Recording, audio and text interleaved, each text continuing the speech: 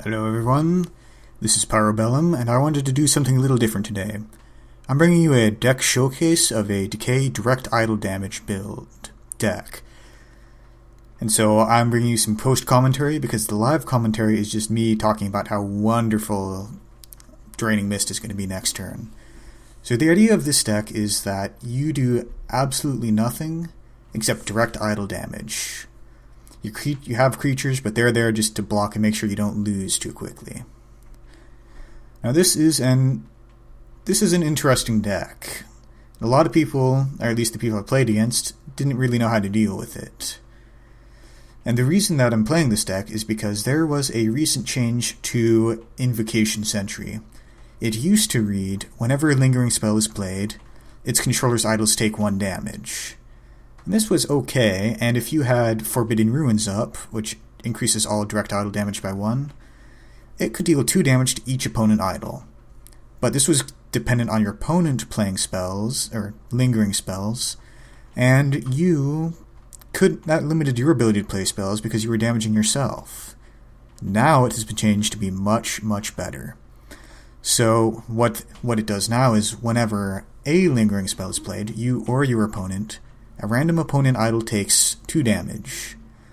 So there's similar effects in game, notably Metal Wonder used to be a very popular card because it milled your opponent's idols for 2 damage when they cast spells. But in this case, you can mill your opponent's idols when they cast lingering spells, or when you play lingering spells. And this is different because this allows you to reliably mill your opponent in a more effective way than Beetlestone. So as we see right here, I've just been stalling his board, I put Languid on his stuff, and I have an Invocation Sentry down, as well as Forbidden Ruins. So whenever a lingering spell is played, random idol of his takes 3 damage. So this sounds like it's pretty slow, but it's honestly good, I promise. Then I've also played a Pillar of Fatigue. Now what makes this deck work is the Invocation Sentries.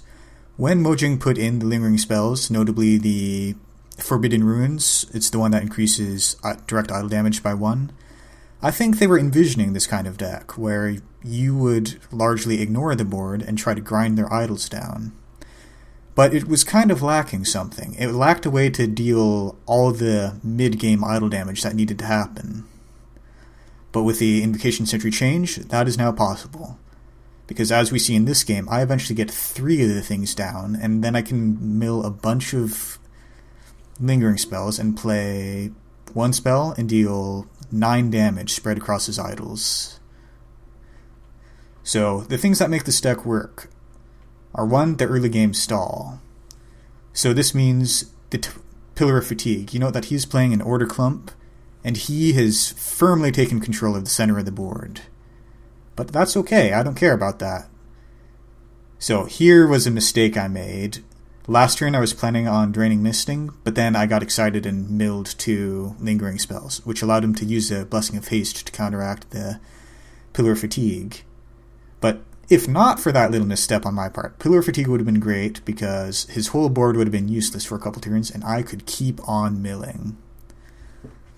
So Pillar of Fatigue really makes this deck work because the prime real estate everyone thinks they want is the center of the board, which allows you to set up on the outsides of the boards. As we see, the real threat is that I have 3 Invocation Sentries down with a Forbidden Ruins active.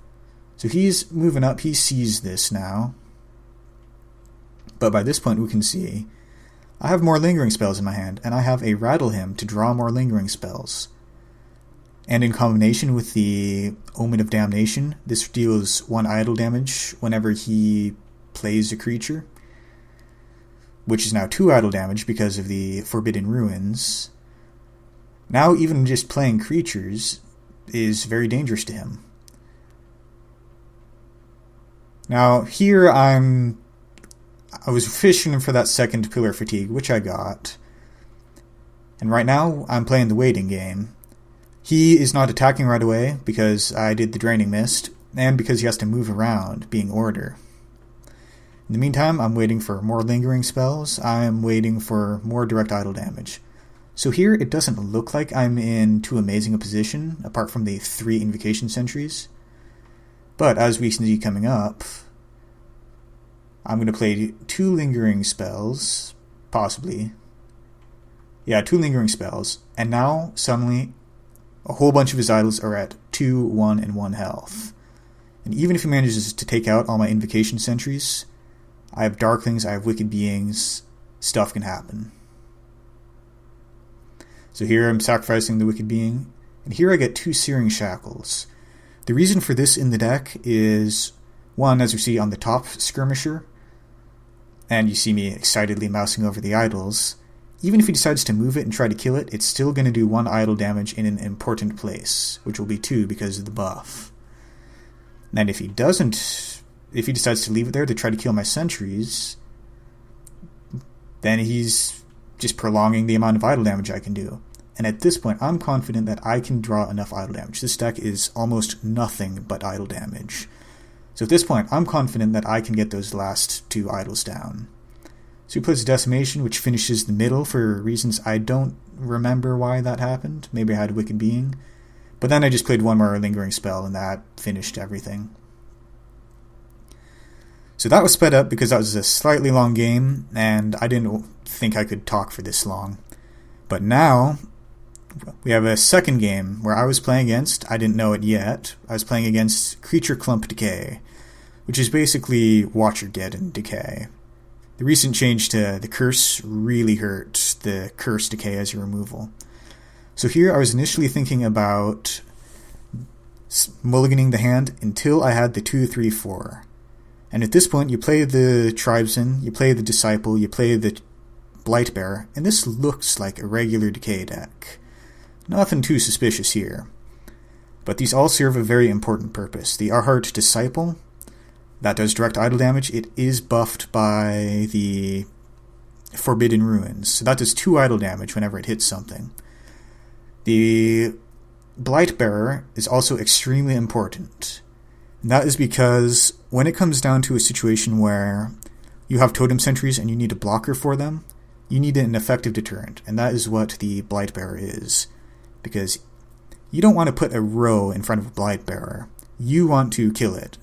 So if they've got a row lined up to kill your totem sentries while you have Pillar of Fatigue down, Pillar of Fatigue is what really makes this deck work. Then they face this awful decision of, do I shuffle my board around to not get poisoned? And usually they do, which has the side effect of they have to shuffle their board again to move up to hit your totem sentries. And then you've just stalled their attacks.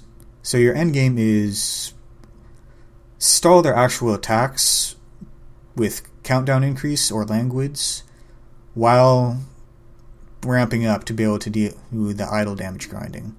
So here I play the Searing Shackles to get rid of the Blight, because I was concerned about him having buffs for his poison damage. And normally I wouldn't care about that too much, but right now I thought I have a stronger board than he does, and I'm about to do a board wipe. So I just thought we may as well pretend to be regular Decay for a while. Then here, the Rattle Him is good basically because Halls of Lumlasa is good, but also because it lets you draw for further lingering spells to play for grinding. And here I'm about to start getting down the Invocation Sentry. Invocation Sentry is absolutely key to making this deck work. I said already that you just don't have the sustained damage to the idols without it, and this new change makes that possible. But you really need it. This is your, maybe not your end game, but certainly the core of your game. So protecting them is also core to the game. So here we see the miracle happening. And I do not yet have a, I do not yet have a Pillar of Fatigue down. So you see right here, he thinks he wants the middle. He doesn't want the middle, to put it politely. And at this point I see he has the Witch Doctor Clump, which is pretty unstoppable. I'm not going to be able to break that. But that's okay, because I have Sickening Fumes to nullify the attacks. And I decide at this point it's going to be more valuable to me to actually deal idle damage, because this is an idle damage race, not a board control race. So he gets his disappointing attack with his 2 units. And then I have my Omen of Damnation down. So this does come into play heavily later. But what I really want to do now is I want to get a Pillar of Fatigue and get my Scryer down. So this deck, absolutely very important that you get down to 6 resources. So I threw away the Draining Mist because there's only one creature attacking. And I was really hoping to get card draw because I was a bit starved for cards. And then I moved my Blightbearer in front because I'm betting on him not wanting to poison his Witch Doctor. And I moved down with my Tribesman because if the Witch Doctor kills that, it moves into my guy who does idle damage. And he does move down. I forget what I decided to do here, but there is my Pillar of Fatigue. And I think I might have killed his Oblivion Seeker just to prevent 2 idle damage. And also, importantly, he has to move his Ripper. So I just played the Pillar of Fatigue. I moved to increase the countdown on my Blightbearer because I actually want him to stay around as an attacker. As a blocker, not an attacker. And then now, if he can kill his Blight for me, if he wants. Also, amusing thing, there's my Invocation Sentry grinding from his Halls of Ulam Lhasa. So right now, I don't care about my Blightbearer attacking. I want it to attack, or I want it to block a shot. I want it to delay that Witch Doctor. So right now, we refresh the Omen of Damnation, and we keep drawing cards with that Scryer. So if we get a Scryer down with the Pillar of Fatigue, that's good. So he moves up with the Witch Doctor. So we see he's shuffled his entire board down now. So now we're down to the funny part. You just give it a minute. He Necrogeddons. Now look, every husk that he summoned is dealing 2 idle damage. So he's basically just killed himself with that Necrogeddon because he wanted the Pillar of Fatigue gone. So, yeah, he's done a good board wipe, sort of. And then I still have 2 totems left, and this is obviously game at this point. It can't miss. So, that is that. Now that we've seen the games, let's take a look at the deck. You will see that we have pretty much all the Decay lingering spells except Halls of Ulam Lhasa. We have lots of the popular idle damage. We have lots of the unpopular idle damage. And then we have some choices that are not usually taken, like the Arhat Disciple. And then the core of this deck, the Invocation Sentry, and the Pillar of Fatigue. I think you need both of these to have an effective game. Now, you'll notice something. There's a lot of things that cost 3 in here. In that first game, I didn't even have the Blightbearer, so nothing cost more than 3. At first I was excited because it could be a very low econ deck. But, as I quickly came to realize, playing one of these 3 drops a turn is too slow. You need to get to that 6 resource sweet spot where you can sack for 2 cards and play 2 important things. Everything you do at 3 is a good thing. Now, a little comment. In both of those games, I was extremely fortunate to have 3 Invocation Sentries out. I don't know if this deck is going to fall flat on its ass if you fail to get all 3 of them, but this makes me think you certainly need at least 1, ideally 2. And the place you probably want to put them is on the top and the bottom, whichever your opponent is furthest away from. Because people are very used to the metagame of you take control of the center. That allows you access to all the idols. But in a sense, this deck has access to all its idols no matter where you are.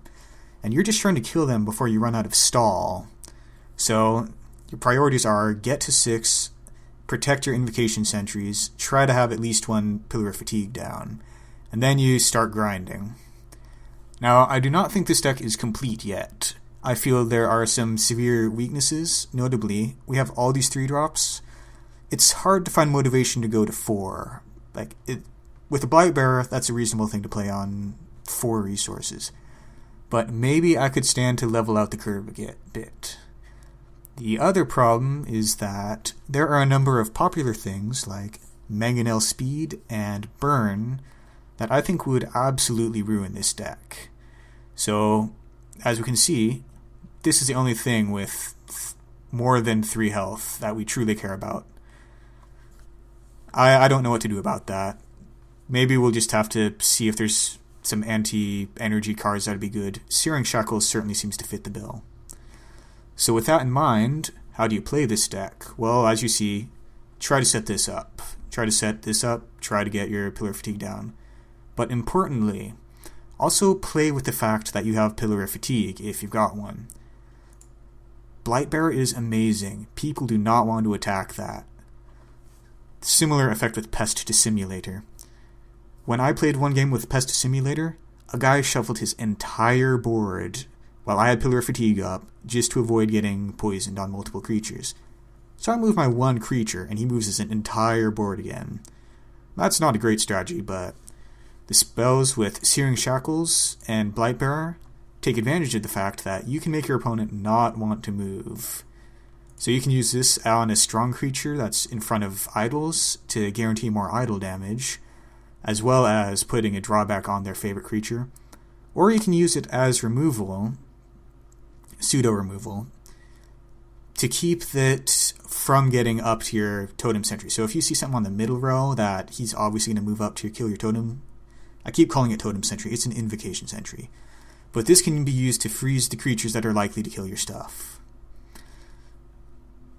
So this makes me think maybe the Hex Mark can go, because that honestly hasn't proven critical in any of my games. But if I take that out, certainly I would try to get some more stall. But this is the deck as it stands. It has proven effective in my very small sample size. We'll see how it goes. This is just a proof of concept. I will paste the JSON string down below. Thank you for tuning in. I'll see you next time.